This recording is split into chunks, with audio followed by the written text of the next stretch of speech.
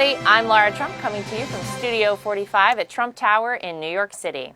As attacks on President Trump intensify, Democrat leaders are giving Black Americans more and more reasons to support Donald Trump in 2020. Joining me is the host of The Candace Owens Show and the author of a new book due out in February titled Blackout, Candace Owens. Candace, welcome back. I'm so happy to be back. Yes, there's no shortage of Candace Owens out there for us. You are working overtime. You're doing so much great work out there. And you really have come such a long way in such a short period of time. Recently, you got to introduce the president at the White House. Let's take a look. President Trump views us as Americans. And the answer, of course, to that question is that we had absolutely nothing to lose from taking a chance on him. And now we're winning.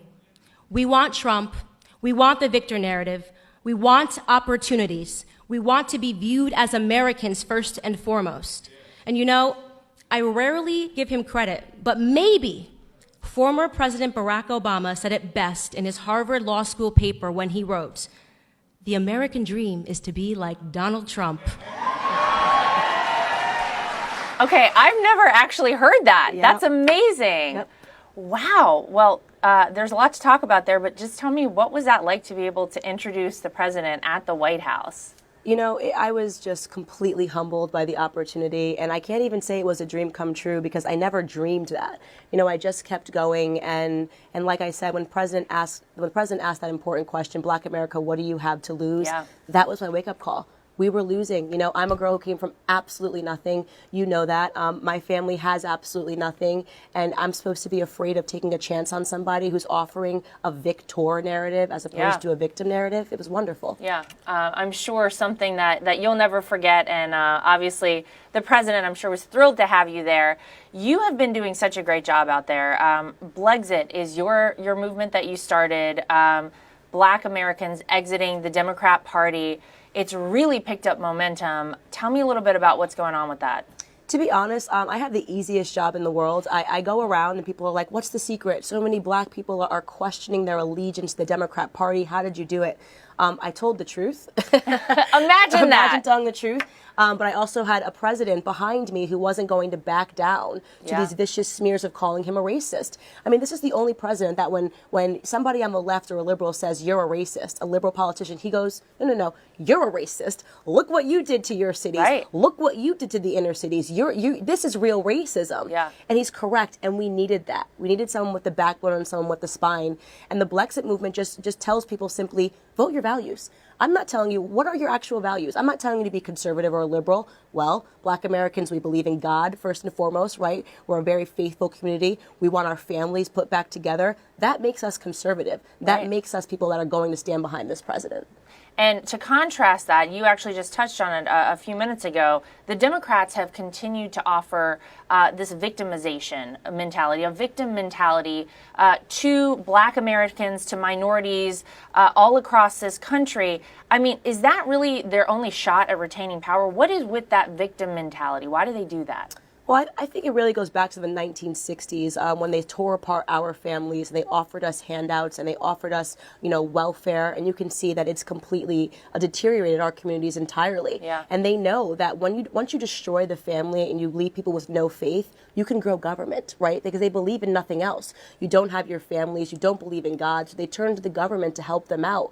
I always say this, what the Democrats took away from Black America first and foremost was our sense of pride. And pride comes from waking up every morning and knowing that you're contributing to a society. Right. And that is what the president is restoring, right? Here are your jobs. You don't need government handouts. You need opportunities. And I absolutely love that about this president. Yeah, no, it's amazing to see what he's been able to do in such a short period of time.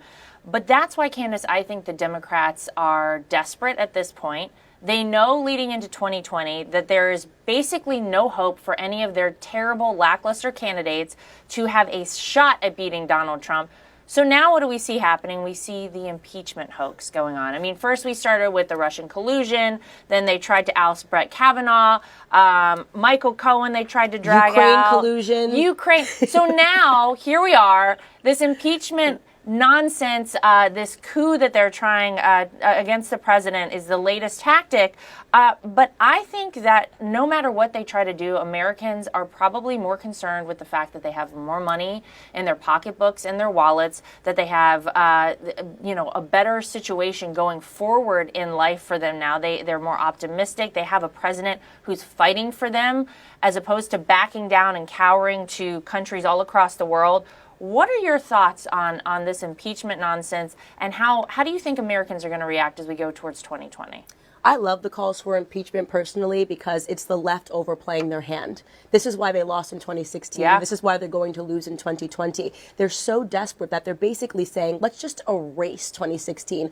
Let's pretend the American people never voted. And what they're doing is they're revealing how crazy and how desperate they are. And more Americans are waking up, even if they had been on the left. And they were on this crazy bandwagon. They're going, whoa, whoa, whoa. We started at Russian collusion. We were blaming Facebook ads. Now you're telling me Ukraine collusion, which is weird because Russia and Ukraine are at war with one another. He couldn't have been colluding with both of them because the answer is he was colluding with neither of them, right?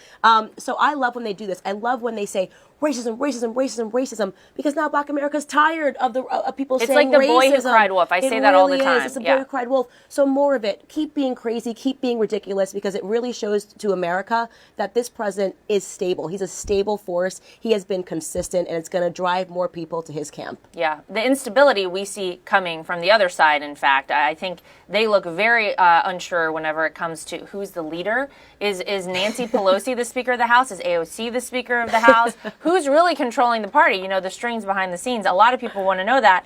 But as we're looking towards 2020, we see what the Democrats are offering. They're offering things like socialism and full government assistance for everything, full government takeover of every part of your life. And you contrast that with a president who's been able to deliver results. Let's take a look at this. But the First Step Act proved that we can achieve amazing breakthroughs when we come together as a nation and we put the interests of our citizens before the interests of any political party. Since we passed this landmark legislation, 10 states have followed our lead and passed legislation that takes critical steps to advance criminal justice reform at the state level. We gave it a beautiful stepping stone. And some states have come and they've really taken it to a level that you'd be very proud of. And it's only because of what we did that they were able to do it legally and in many other ways. So, Candace, isn't the First Step Act a great example of how this president, Donald J. Trump, is restoring Black America? Absolutely, and it's not just one example. There are many examples when he talks about having the lowest ever unemployment. People don't realize how big that is for Black America. Ever in the history of America. We've never seen this many minorities on their feet and working and restoring their sense of confidence that they lost to these left-leaning policies. So the list really goes on. And I think the biggest thing that he's doing is he's reminding minority America that we are not separate from the American dream. We're a part of it. So we have to stop letting the left tell us that it's any different. Yeah, and that's what he does every single day. You're right. We really appreciate everything you do to support this country and back our great president. So thank you for all you do, and thanks for being with us today. Thank you so much for having me. As the Democrats attack, more Black voters are finding reasons to Blexit and back a real winner. That's the real news for today. I'm LARA Trump from Studio 45 at Trump Tower in New York City. Thanks for joining us, everybody.